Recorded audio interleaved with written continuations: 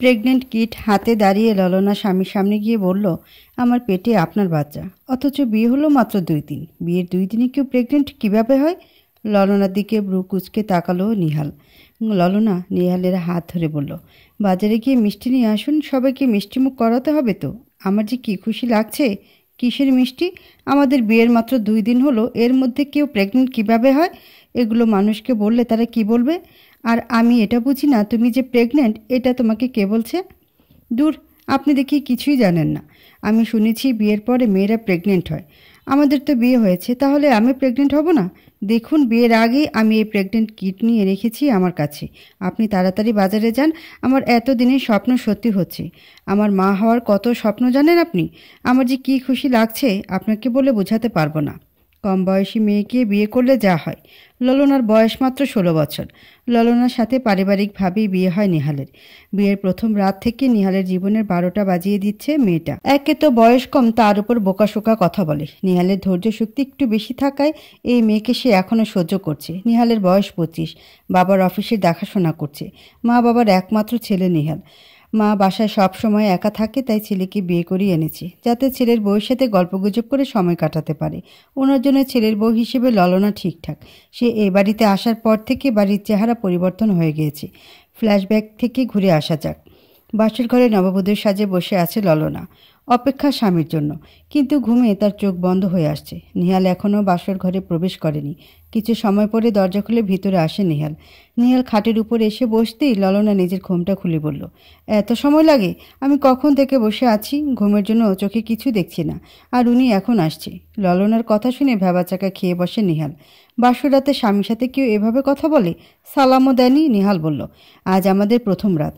স্বামী যখন রুমে আসে স্বামীকে যে সালাম করতে হয় এটা কেউ শিখিয়ে দেয়নি? দিয়েছে, কিন্তু আপনি লেট করে এলেন তাই মেজাজ গরম হয়ে গেছে। এখন বলেন কি বলবেন? মানে? মানে কি আবার? বলছি কিছু বলবেন নাকি আমি ঘুমাবো? ঘুম পাচ্ছে খুব। বাসর রাতে কেউ ঘুমায় নাকি? তো কি করে? গল্প করে। গল্প দিনেও করা যাবে। অনেক রাত হয়েছে, ঘুমিয়ে পড়ুন। কি? উফ, কথা কি বোঝেন না? বুঝছি, কিন্তু আজ আমাদের প্রথম রাত। আমাদের তো আজকে একজন আরেকজনকে চিনতে হবে, জানতে হবে। দুজন কাছাকাছি আসা হবে। কাছাকাছি তো আছি ভাই। হোয়াট? ভাই মানে? আপনি আমার বড়, বড়দের ভাইয়া বলতে হয়।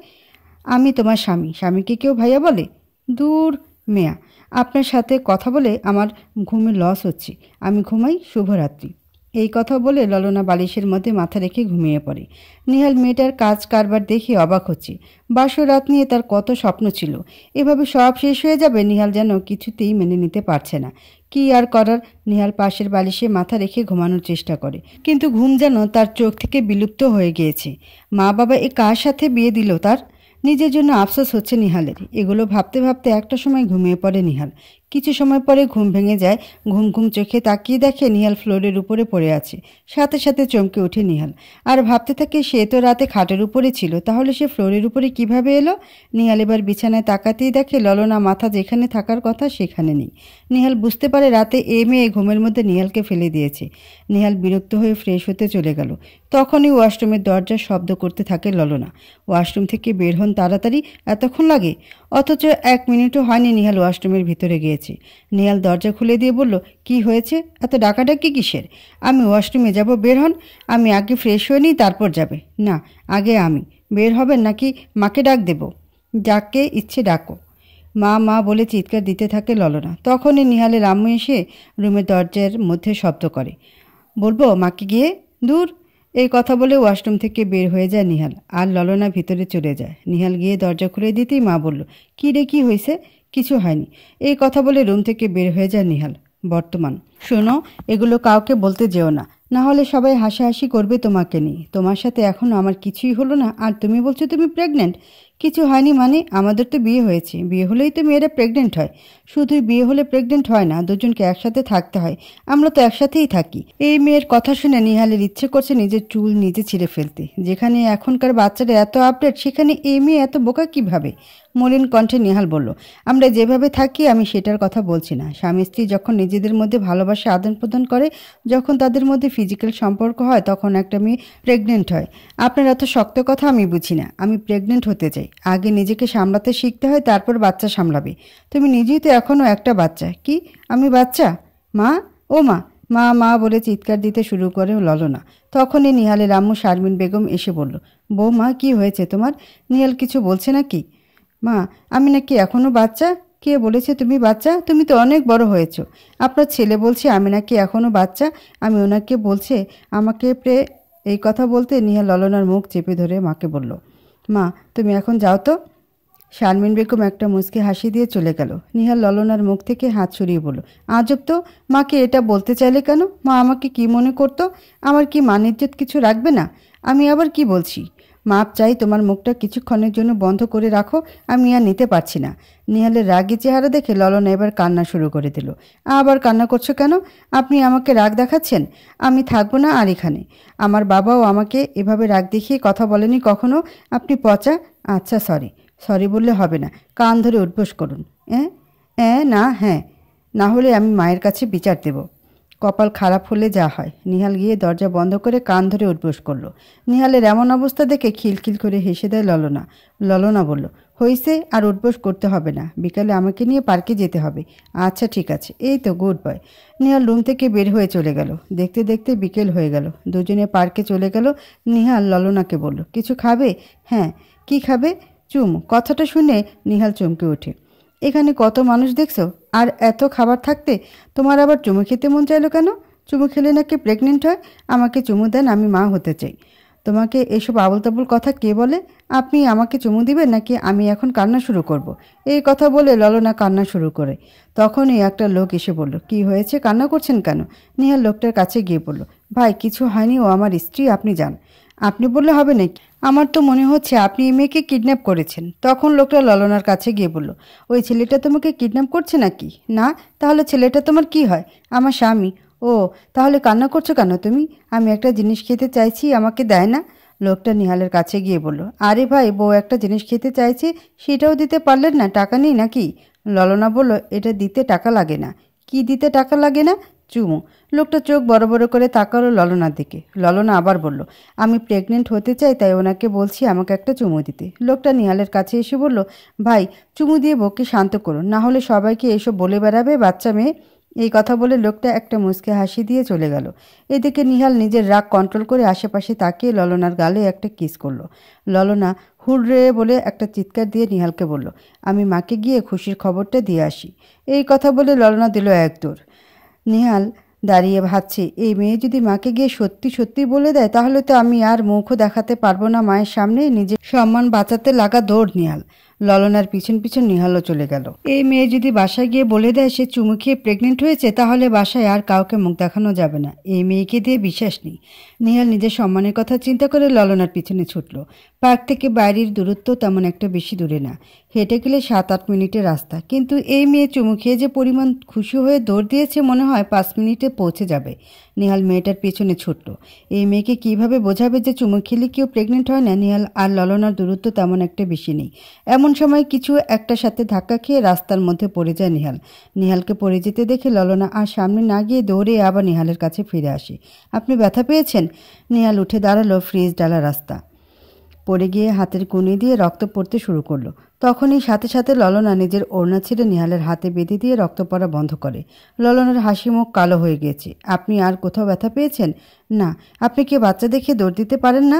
চোখ কোথায় থাকে? হ্যাঁ। নিহাল কোনো উত্তর না দিয়ে ললনার দিকে তাকিয়ে আছে। মেয়েটা কেমন যেন এক মুহূর্তের মধ্যে পরিবর্তন হয়ে গিয়েছে। পিচ্চি মেয়েটা বড়দের মতো শাসন করছে নিহালকে, আর সে তো একের পর একটা বলেই যাচ্ছে। ললনার বলা কথাগুলো নিহালের কানেও আসছে না। ললনা এবার নিহালকে একটা ধাক্কা দিতে নিহাল চমকে উঠি। এতক্ষণ কি বলছিলাম শুনছেন? না। শুনবেন কিভাবে? অন্যমনস্ক হয়ে থাকলে বাসায় চলুন। ললনা নিহালের হাত ধরে টান দিতে নিহাল আউস বলে উঠল। ললনা বুঝতে পারে নিহাল হাতে ব্যথা পেয়েছে। সরি, ঠিক আছে।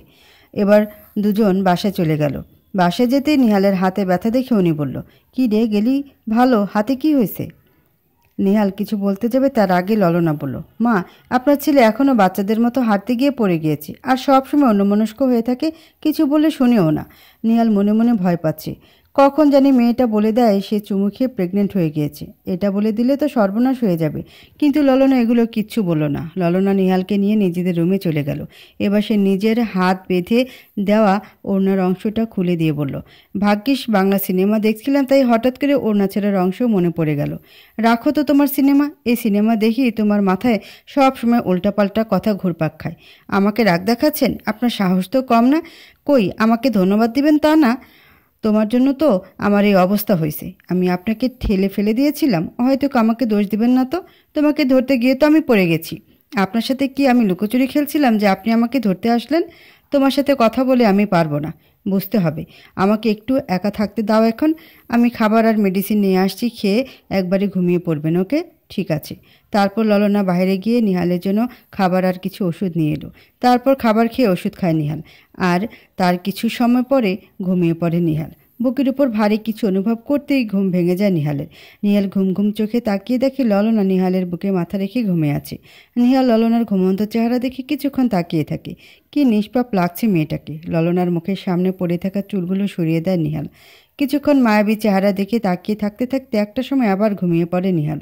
এদিকে আচমকা ঘুম ভেঙে যেতেই ললনা খেয়াল করে সে নিহালের বুকে মাথা রেখে ঘুমিয়ে আছে। ললনার ইচ্ছে করছে না উঠে যেতে। নিহালের বুকে যেন তার সুখ মিলছে। ললনা নিহালের দিকে তাকিয়ে দেখে নিহাল গভীর ঘুমে। ললনা এবার নিহালের বুকে মাথা সরিয়ে বিছানা থেকে ওয়াশরুম চলে যায়। কিছুক্ষণের মধ্যে ফ্রেশ হয়ে আসে ললনা। ললনা বের হয়ে দেখে নিহাল এখনও ঘুমিয়ে আছে। ললনা বাইরে চলে গেল। ললনা রুম থেকে বের হয়ে দেখে নিহালের আম্মু বসে আছে একা। ললনা নিহালের আম্মুর কাছে গিয়ে বসে। তুমি এত তাড়াতাড়ি ঘুম থেকে উঠে গেলে? ঘুম ভেঙে গেছে। নিহাল উঠেছে? না, জমিদার এখনও ঘুমে। আচ্ছা মা, চলেন আজকে আমি সবার জন্য নাস্তা তৈরি করব। কি, তুমি তুমি পারো? না, তাহলে কিভাবে নাস্তা রেডি করবে? আপনি আছেন না, আপনি আমাকে দেখিয়ে দিলে হবে। কখনো বানায়নি। আমার তো মাও নেই যে শিখিয়ে দেবে। কে বলছে তোমার মা নেই? আমি কে তাহলে? আপনি তো আমার মা। তাহলে মা নেই বললে কেন? এই কথা যেন আর কখনো না শুনি তোমার মুখে। ললনা বাচ্চাদের মতো কানে হাত দিয়ে বলল, সরি মা। নেহালের আম্মু একটা মুচকে হাসি দিয়ে ললনাকে বুকে জড়িয়ে নিল। তারপর শাশুড়ি বৌমা একসাথে নাস্তা তৈরি করতে রান্নাঘরে গেল। কড়াইয়ে তরকারি বসায় শাশুড়ির। তখন ললনাকে বলল, মা আমাকে লবণটা দাও। ললনা খুঁজে শাশুড়ির হাতে লবণের একটা ডিব্বা দিল। শাশুড়ি লবণের ডিব্বা হাতে নিয়ে বলল, এটা তো লবণ না, চিনি। ইস, লবণ আর চিনি একরকম কেন মা? আমি কি সেটা জানি? ওটা দাও, ওটাই লবণ। আচ্ছা। বউ শাশুড়ি একসাথে নাস্তা তৈরি করে ফেলে। তারপর বউ শাশুড়ি দুজন দুই রুমে গিয়ে তাদের বরকে ঘুম থেকে তুলে। ললনা নিহালের রুমে গিয়ে বলল, এই যে জমিদার মশাই ঘুম থেকে ওঠেন, সবাই আপনার জন্য অপেক্ষা করছে। নিহাল ঘুম ঘুম চোখে তাকিয়ে দেখে ললনা শাড়ি পরে দাঁড়িয়ে আছে তার সামনে, চুলগুলোও ভিজা। নিহাল ললনার দিকে তাকিয়ে রইল। এভাবে কি দেখছেন? কিছু না। ঠিক আছে, যান গোসল করে আসুন। গোসল কেন করতে হবে? স্বামী স্ত্রী এতে একসাথে থাকলে গোসল করতে হয়, সেটাও জানেন না? এত বড় একটা ছেলে, এটাও জানেন না দেখছি। আমাদের মাঝে এমন কিছু হয়নি যে আমাদের গোসল করতে হবে।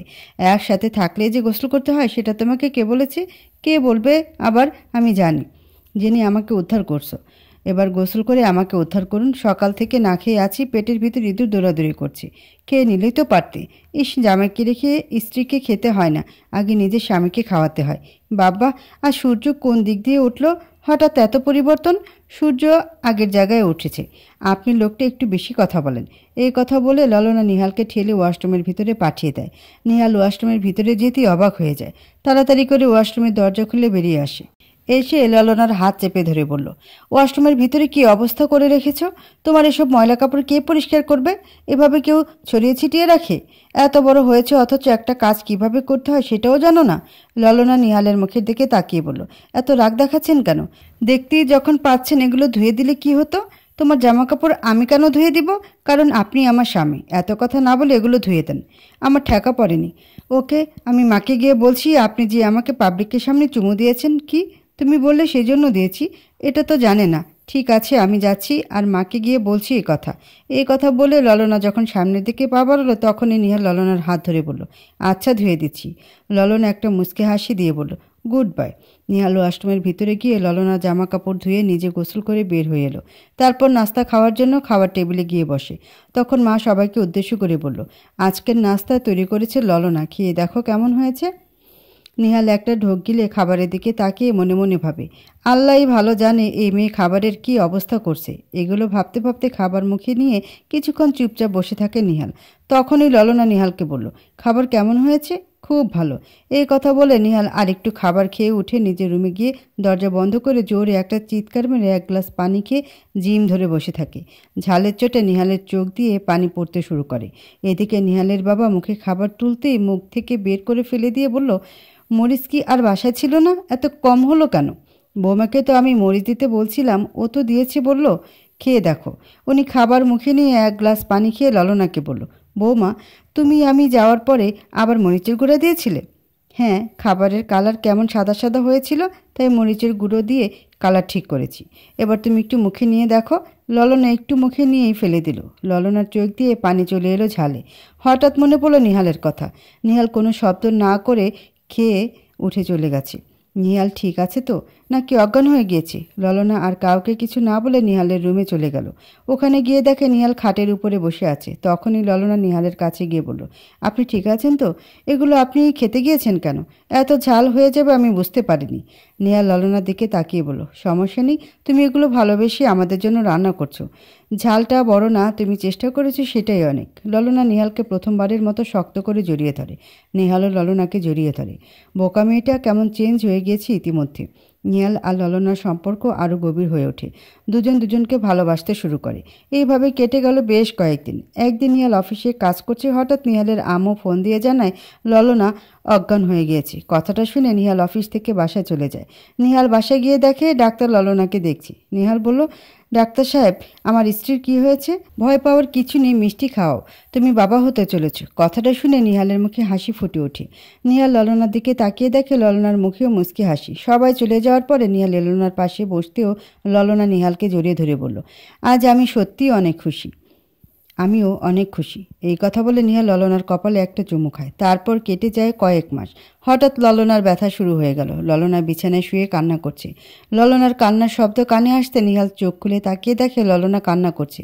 তখনই নিহাল ললনাকে বলল, কি হয়েছে তোমার? আমার খুব ব্যথা করছে, আমি মনে হয় মরে যাব। আমি আর ব্যথা সহ্য করতে পারছি না। এগুলো কি বলছো? তোমার কিছুই হবে না। এই কথা বলে নিহাল তার আম্মাকে ডেকে নিয়ে আসে। ললনার এই অবস্থা দেখে নিহালকে তার মা হাসপাতালে ফোন দিতে বলে। নিহাল দেরি না করে হাসপাতালে কল দেয়। কিছুক্ষণের মধ্যেই অ্যাম্বুলেন্স চলে আসে। ললনাকে নিয়ে যাওয়া হয় হাসপাতালে। ললনাকে কেবিনে রাখার কিছুক্ষণ পরে ডাক্তার ললনাকে দেখে বাইরে আসে। ডাক্তার, আমার স্ত্রীর কী অবস্থা? অবস্থা বেশি একটা ভালো না, অপারেশন করতে হবে। আপনারা অনুমতি দিলে আমরা অপারেশন শুরু করব। ডাক্তার, যা করতে হয়, আমার স্ত্রী যেন কোনো ক্ষতি না হয়। দোয়া করুন, আপনার স্ত্রী ইনশাল্লাহ ঠিক হয়ে যাবে। আপনি একবার আপনার স্ত্রীর সাথে দেখা করে আসুন। এই কথা বলে ডাক্তার চলে গেল। নিহাল ললনার কেবিনে গিয়ে দেখে ললনার চোখ বন্ধ করে শুয়ে আছে। ললনার চোখের কোণে জমে আছে পানি। নিহাল ললনার চোখের পানি মুছে দিতে সে চোখ খুলে তাকিয়ে নিহালের হাত ধরে বলল, আমার খুব ভয় হচ্ছে। ভয় পাওয়ার কিছু নেই, আমি আছি তোমার পাশে। আমি যদি মারা যাই, আপনি কি আমাকে ভুলে যাবেন? এগুলো কি বলছো তুমি? তোমার কিছু হবে না, বলুন না, আপনি আমাকে ভুলে যাবেন। দেখুন, আপনি কিন্তু আমার মৃত্যুর পরে আর বিয়ে করবেন না। আপনি এপারেও আমার, ওপারেও আমার। এগুলো বলো না, তোমার কিছুই হবে না। আমাকে শেষবারের জন্য একবার জড়িয়ে নেবেন প্লিজ। নিহাল ললনাকে নিজের বাহুডোরে জড়িয়ে নেয়। কিছুক্ষণ পরে ললনাকে নিয়ে যাওয়া হয় অপারেশন রুমে। তারপর অপারেশন শুরু হয়ে যায়। নিহাল আর তার মা বাবা দাঁড়িয়ে আছে অপারেশন রুমের সামনে। অনেকক্ষণ পরে অপারেশন রুম থেকে বের হয়ে আসে ডাক্তার। নিহাল ডাক্তারের কাছে গিয়ে বলল, ডাক্তার, আমার স্ত্রী ঠিক আছে তো? কংগ্রাচুলেশনস নিহাল, তুমি ছেলে সন্তানের বাবা হয়েছ। ছেলে আর ছেলের মা দুজনেই সুস্থ আছে, ভয়ের কিছু নেই। কিছুক্ষণের মধ্যেই ওদের কেবিনে নিয়ে যাওয়া হবে, তারপর দেখা করতে পারবে। এই কথা বলে ডাক্তার চলে গেল। কিছু সময় পরে ললনাকে কেবিনে নিয়ে আসা হয়। নিহালের মা বাবা ছেলের বউ আর নাতিকে দেখে চলে আসে। এবার নিহাল ভিতরে যায়। নিহালকে দেখে ললনা একটা মুচকে হাসি দেয়। নিহাল ছেলেকে কোলে তুলে নেয়। ললনা বলল, ছেলেকে পেয়ে আমাকে ভুলে গেলেন দেখছি। তোমাকে ভুলি কিভাবে? তুমি তো আমার প্রথম ভালোবাসা, আমার বাবু রাম্মু। ভালোবাসি তোমাকে, অনেক বেশি ভালোবাসি। নিহাল এক হাতে ললনাকে জড়িয়ে ধরে আর এক হাতে ছেলেকে জড়িয়ে ধরে। এই সুন্দর মুহূর্তে গল্পের সমাপ্তি হলো।